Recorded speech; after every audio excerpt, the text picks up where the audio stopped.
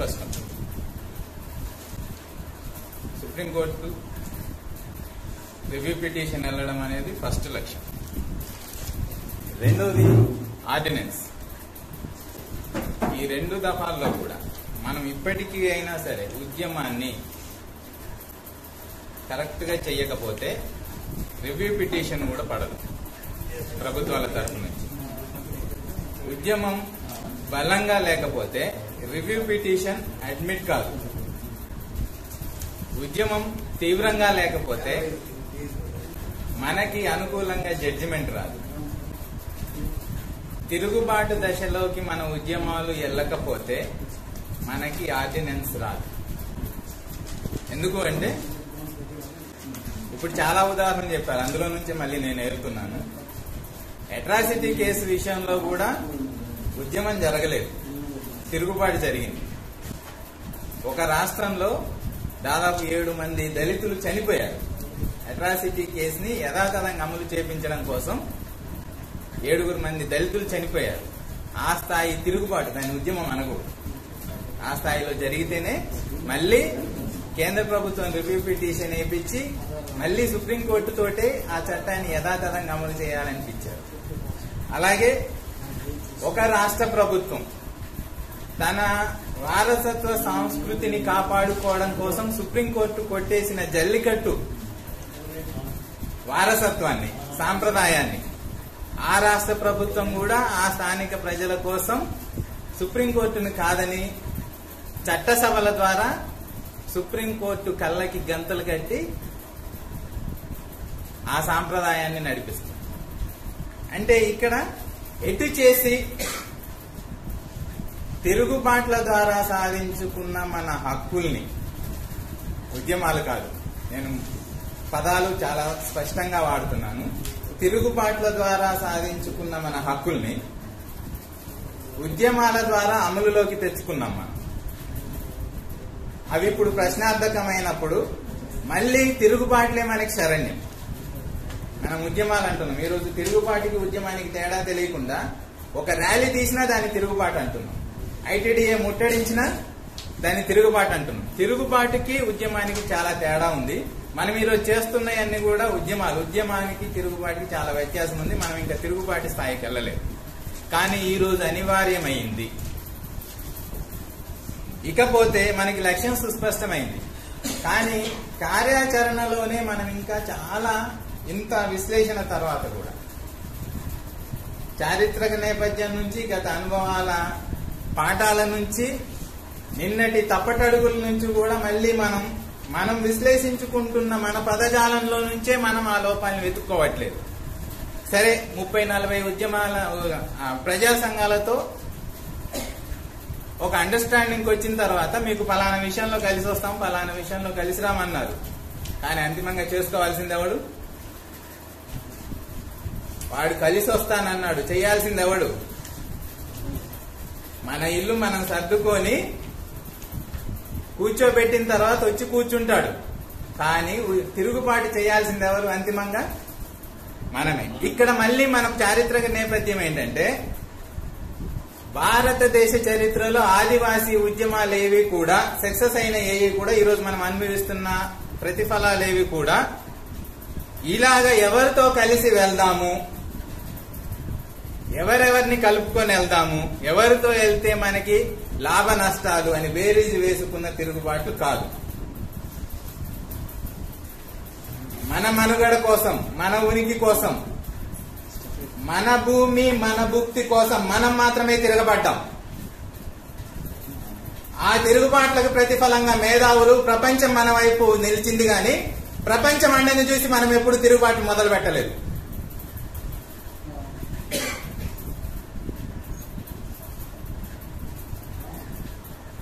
అరే, మనం ఇక్కడ ఉద్యమమే మొదలు పెట్టలేదు అంటే పెళ్లి కొడుకు పెళ్లి కూతురు అసలు పెళ్లిడికే రాలేదు, చుట్టాలను ఎవరిని పిలుద్దాం?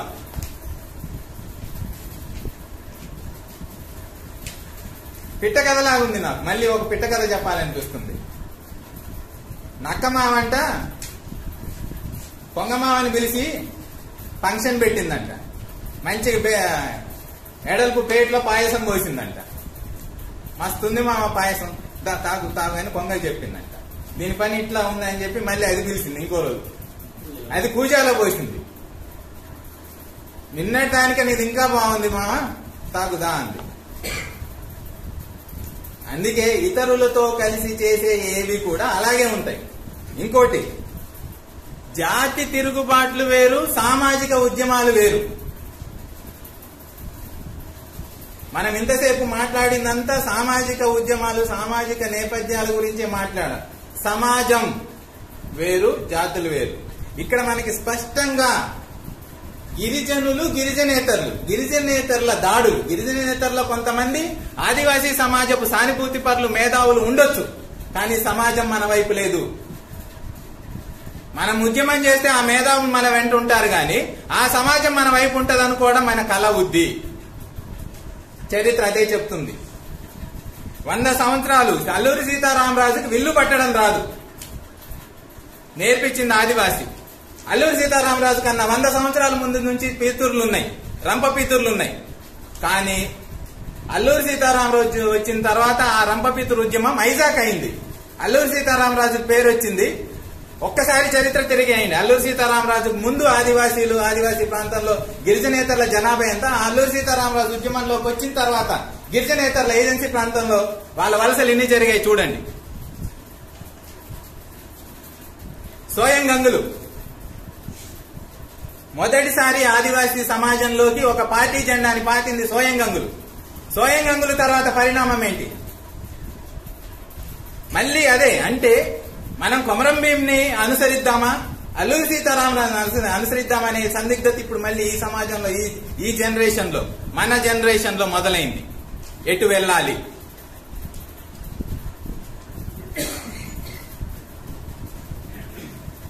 రాజ్యాంగమే మనం సపరేట్ అంటున్నప్పుడు, మన కోసం మనం ఉద్యమం చేసేటప్పుడు మేధావులు బీడీ శర్మ అండ చూసుకొని మనం ఉద్యమం చేశామా? ఆదివాసీల అస్తిత్వానికి, ఆదివాసీల ఉనికికి, ఆదివాసీకి చారిత్ర నేపథ్యానికి బీడీ శర్మ మన దగ్గరకు వచ్చాడు, బాలగోపాల్ మన దగ్గరకు వచ్చాడు. అంటే మనం కరెక్ట్ గా మన కాళ్ళ మీద, మన హక్కుల కోసం మనం నిలబడ్డ రోజు సమాజం మన వైపు వస్తుంది.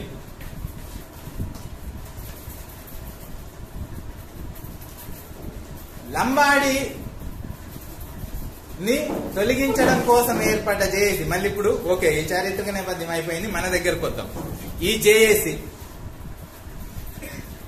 అరే మనం ఎన్నో కారణాలు చెప్తున్నాం, కానీ ఒక జేఏసీ ఏర్పడ్డప్పటి నుంచి జేఏసీ ఒకటి ఉంది.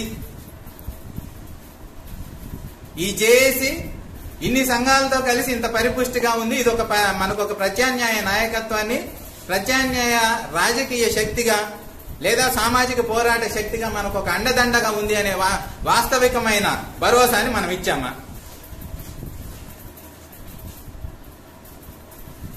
లంబాడి నిన్నటి వరకు, అంటే ఫిబ్రవరిలో ఫైనల్ హియరింగ్ జరుగుతున్నప్పటి వరకు కూడా మనం లంబాడీల్ని తొలగించాలి అని మన గ్రామాల్లో చైతన్యాన్ని నింపాం. దాదాపు దశాబ్ద కాలం పట్టింది. గ్రామాల్లో లంబాడీలకి వ్యతిరేకంగా మన సమాజం తిరగబడడానికి దశాబ్ద కాలం పట్టింది. లంబాడీలతో పాటు వచ్చిన హక్కులు కావివి, లంబాడీలతో కలిసి ఉద్యమాలతోటి సాధించుకోదగినంత బలహీనులం కాదు మనం.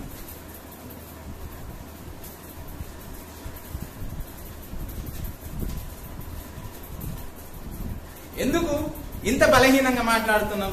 ఇంతకు ముందు కొన్ని రివ్యూలలో కూడా నేను అటెండ్ అయినప్పుడు గిరిజనేతరులు మనకన్నా శక్తివంతులు, గిరిజనేతరులు ఈ రోజు ఆర్థికంగా రాజకీయంగా చాలా బలంగా ఉన్నారంటున్నారు.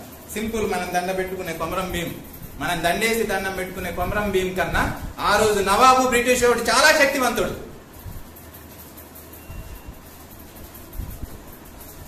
ఆదిలాబాద్ జిల్లాలో కనీసం ఇప్పటికీ వాళ్ళకి విల్లు ప్రయోగించడం చేత కదా, వాళ్ళకి బరిసి మాత్రమే తెలుసు. కొమరం దగ్గర ఉద్యమం మొదలు పెట్టే రోజు బరిసి మాత్రమే ఉంది. తిరుగుబాటు చేసిన తర్వాత మాత్రం ఆయనకి తుపాకీ దొరికింది. వాళ్ళ తుపాకీని వాళ్ళకి ఎక్కువ పెట్టాడు. ఎందుకు? మనకి ఈ రోజు కాదు, ఆదివాసీ సమాజం మన తిరుగుబాట్లు మొదలైనప్పటి నుంచి కూడా మనం బలమైన శక్తితోటే తిరుగుబాటు చేస్తూ వచ్చాం. ఆ వారసత్వం మంది. ఈ రోజు మనల్ని బలహీనంగా చూడక్కర్లేదు. ఇంకోటి ఏంటంటే వాస్తవం ఎప్పుడు కూడా తిరుగుబాటు ఎప్పుడు కూడా బలహీనుడే బలవంతుడి మీద చేస్తాడు. బలవంతుడు చేసేదాన్ని తిరుగుబాటు అనరు, దోపిడీ అంటారు. బలవంతుడు బలహీనుడి మీద చేసేదాన్ని తిరుగుబాటు అనరు, దోపిడీ అంటారు. బలహీనుడు బలవంతుడి మీద చేసేదాన్ని తిరుగుబాటు అంటారు. మనం ఈ జనరేషన్ కి ఏ వారసత్వం, ఏ మార్గనిర్దేశకత్వాన్ని ఇవ్వాలనుకుంటున్నాము? ఎందుకు పిరిగితనాన్ని నూరిపోస్తున్నాం? 40 సంవత్సరాలుగా ఆదివాసీ సంఘాలు, సమాజం అంతా కూడా ఈ చైతన్యం కోసం ఈ రోజు ఏ నాయకుడు లేకుండా గ్రామాలలో తిరగబడడానికి యువత, గ్రామస్తులు రెడీగా ఉన్నారు. 40 సంవత్సరాలు మీ జీవితాన్ని వెచ్చించారు ఈ చైతన్యం కోసం. ఇప్పుడు సమాజం రెడీగా ఉంది. ఎందుకు పిరిగితనాన్ని నూరిపోస్తున్నారు? ఇది సమాజం లక్ష్యం మాత్రమే కాదు, ఇది మీ జీవిత ఆశయం కూడా. ఈ తిరుగుబాటు మీ జీవిత ఆశయం.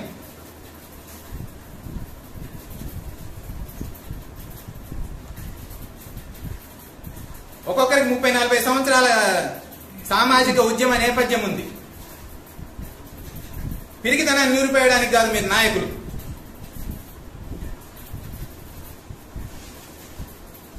లంబాడీలు ఈ రోజు మనకన్నా ఎక్కువ ఫలాలు అది అనుభవించారంటున్నామే, వాడి కోసం వాడేం చేసుకోలేడా? చిన్న లాజిక్. లంబాడీలు ఎస్టీ జాబితాలోకి వచ్చే రోజు ఉద్యమం చేయలేదు. 3G ఫలాలను అందుకోవడానికి వాళ్ళు ఉద్యమాలు చేయలేదు. ఏజెన్సీ ప్రాంతంలో మన భూముల్ని దోచుకోవడానికి వాళ్ళు ఉద్యమాలు చేయలేదు. ఈ రోజు కూడా వాళ్ళు చెయ్యరు. ఈ ఉద్యమం లంబాడీల కోసం కాదు, ఈ ఉద్యమం మన కోసం. ఇది ఆదివాసీల కోసం, ఆదివాసీలు చేసే ఉద్యమం. ఆదివాసీల సానుభూతి పరులు, శ్రేయోభిలాషులు, మేధావులు, సమాజం కలిసి వస్తుంది. మనం కరెక్ట్ చేస్తుంటే అన్ని వనరులు, అన్ని సమీకరణలు వాటంతట అవే వస్తాయి. మనం చూసుకోక్కర్లేదు. ఇది చారిత్రక వాస్తవం. ఇక్కడ మనం రచించాల్సింది ఏంటంటే, కేవలం ఈ రోజు మనకొచ్చిన ఈ సందర్భంలో ఈ సమస్యని పరిష్కరించడానికి ఆదివాసీ సమాజంగా మనమేం రచన చేద్దాం, ఏ యుద్ధ రచన చేద్దాం, ఏ వ్యూహ రచన చేద్దాం, ఇది మాత్రం చూసుకుందాం. మేధావులు, సానుభూతి పరులు వాళ్ళే వస్తారు. ఎందుకంటే వాళ్ళ పనే అది, వాళ్ళ బాధ్యతే అది. వాళ్ళు అలా ఉంటారు కాబట్టి మేధావులు. పిలిస్తే వచ్చేటోళ్ళు మేధావులు కాదు. మేధావులు ఎప్పుడు కూడా వాళ్ళకై వాళ్ళు నడుస్తారు. ఎక్కడ సమాజం బలవంతుల చేత బలహీన సమాజం ఎక్కడైతే సమస్యలో చిక్కుకొని ఉంటుందో ఆ మేధావులు అక్కడికి వాళ్ళంతట వాళ్ళే వస్తుంటారు. మనం ఎదురు చూడక్కర్లేదు. కానీ వాళ్ళు వచ్చేటట్టు, వాళ్ళు మన వైపు నిలుచునేటట్టు చేయాల్సింది మాత్రం మనమే. అది ఇలాంటి సమావేశాల ద్వారా మాత్రం సాధ్యం కాదు. ఇలాంటి సమావేశాల ద్వారా మాత్రం సాధ్యం కాదు. ఇకపోతే మన ఉద్యమం, చాలా మంది అన్నారు ఈ 20 సంవత్సరాల్లో కొన్ని వేల బ్రతుకులు, కుటుంబాలు బాగుపడ్డాయి, కానీ కొన్ని వందల బ్రతుకులు ఆగమ్య గోచరంగా ఉన్నాయి. ఉద్యమ నాయకులు కనీసం మనం ఇన్ని రోజులు ఇప్పటి వరకు మనం గిరిజనేతర సమాజం గురించి, గిరిజనేతరుల నాయకుల గురించి మాట్లాడుతున్నాం కదా. ఒక గిరిజనేతర నాయకుడు ఒక రోడ్డు మీద నిల్చుంటే ఆ సమాజానికి సంబంధించిన వ్యక్తి ఆ నాయకుడికి ఇచ్చే స్పందన, రిసీవింగ్ ఎలా ఉంటుంది? మన ఆదివాసీ నాయకుడు అదే రోడ్డు మీద నిల్చుంటే మన సమాజం ఎలా రెస్పాండ్ అవుతున్నాం?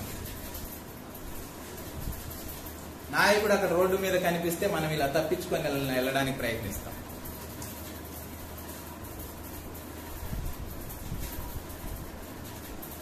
ఈ మానసిక స్థితి నుంచి మనం బయటపడకపోతే, సమస్య వచ్చినప్పుడు నాయకుడు అనేటోడు ఉండాలి అంటే, మనకి అండదండలు ఉండాలంటే నాయకుడిని మనం గౌరవించడం, అభిమానించడం తర్వాత సంగతి, కానీ కనీసం బతికించుకోవాలి.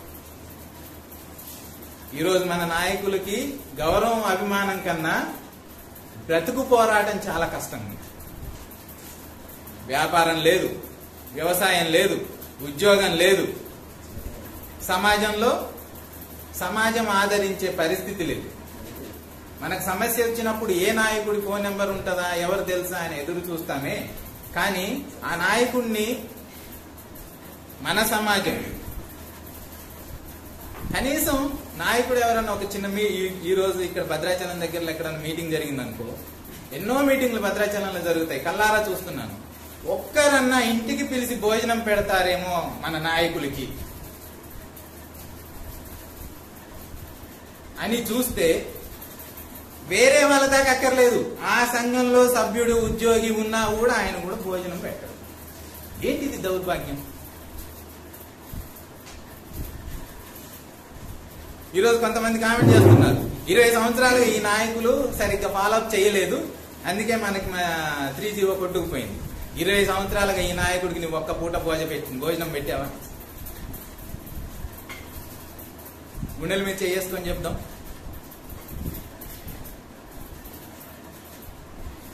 మన ఇంట్లో జరిగే ఫంక్షన్ కి నాన్ ట్రైబల్ కి ప్రత్యేక ఇన్విటేషన్, ప్రత్యేకంగా ఇంట్లో లోపల ఆతిథ్యం ఉంటది.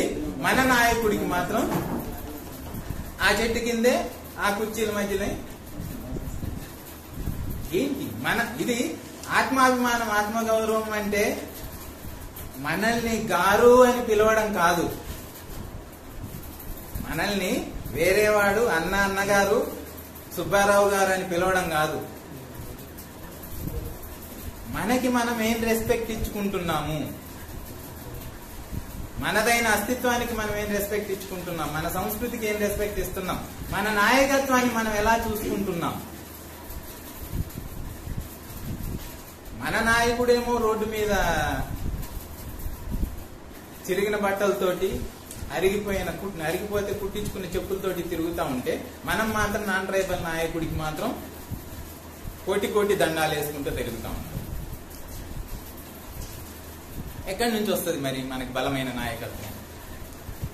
నాయకుడు అంటే సమాజంలో నుంచి సమాజానికి ప్రతినిధి కదా. మనమే మన నాయకుడిని మన ప్రతినిధిగా, మన మధ్యలో అన్నగా, మన పెద్దన్నగా, మన పెద్ద మనిషిగా మనం చూసుకోకపోతే, మన రిప్రజెంటేటివ్ గా మనం చూసుకోకపోతే ఆయనకి ఎక్కడి నుంచి వస్తుంది? అంటే ఇక్కడ మనకు ఉద్యమ వనరులను సమీకరించడం ఎంత ముఖ్యమో, ఆ ఉద్యమాన్ని నడిపించే వ్యక్తుల్ని కాపాడుకోవడం అంత ముఖ్యం.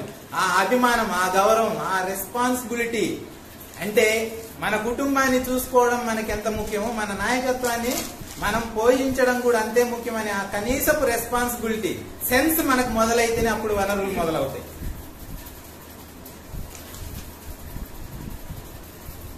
ఆ సెన్స్ మనకి రావాలి. ఆ సెన్స్ మనకి లేదు కాబట్టి మన వాళ్ళు ఇప్పుడు అంటే మన మీద మన ప్రతినిధికే నమ్మకం లేని స్థితిని మనం కల్పించాం.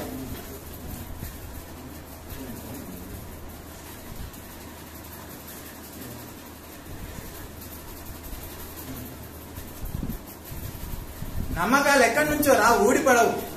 అవి వరాలు కాదు, నోములు వ్రతాలు చేయడానికి.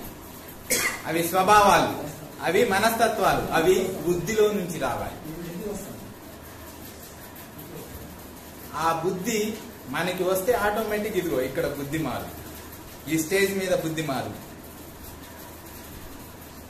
మనమున్నాము అనే అండ మనం ఇస్తే వీళ్ళెవరు వేరే ఇంకొక అండ గురించి ఎదుగుతారు.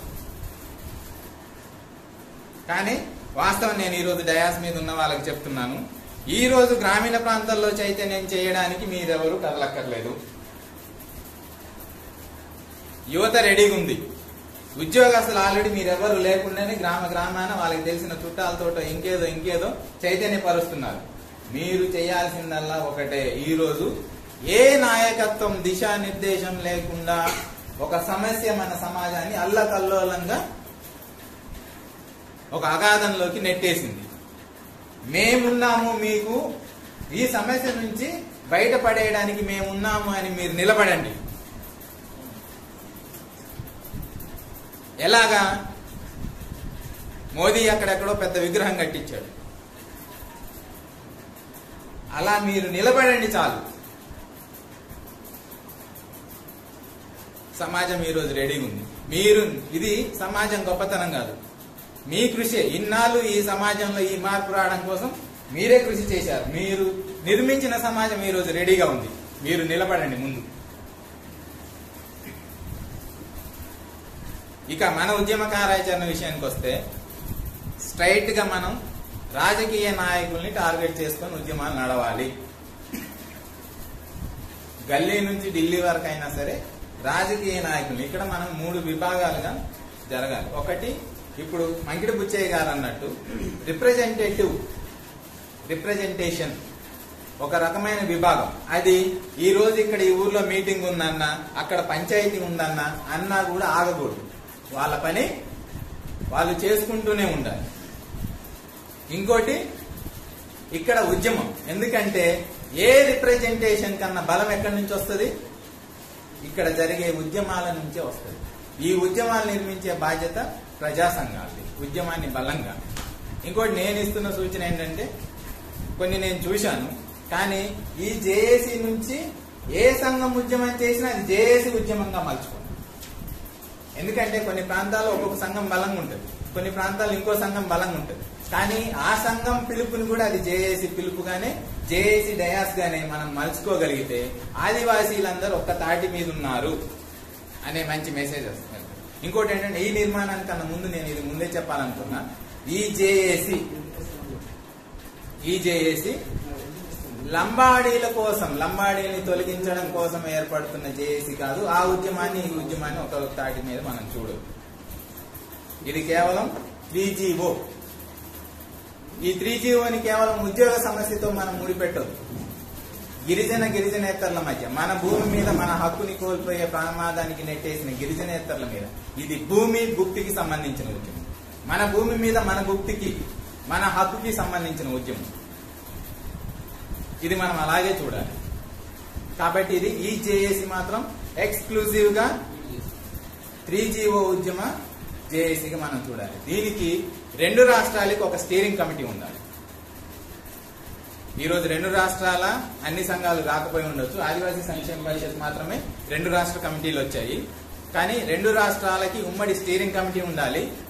అలాగే ఈ విషయంలో మళ్ళీ నేను చెప్తున్నా, బుచ్చయ్య అన్న గారు అలాగే జేఏసీ నాయకులు, ఈ విషయంలో పోలవరంలో 1,00,000 ఆదివాసీ కుటుంబాలు ముంపుకు గురవుతున్నాయి అన్నప్పుడు కూడా ఇతర సమాజం, ఇతర రాష్ట్రాల్లో ఉండే ఆదివాసీలు స్పందించలేదు. కానీ 3GO కొట్టుకుపోయింది, ఇప్పుడు ఆదివాసీల హక్కులే కోర్టుల ద్వారా కొట్టుకుపోవడం అనేది మొదలైందని తెలిసాక వేరే రాష్ట్రాల ఆదివాసీ సమాజం ఈ రోజు చాలా చైతన్యంగా ఉంది. వాళ్ళు దీని మీద కార్యాచరణకి సిద్ధంగా ఉన్నారు.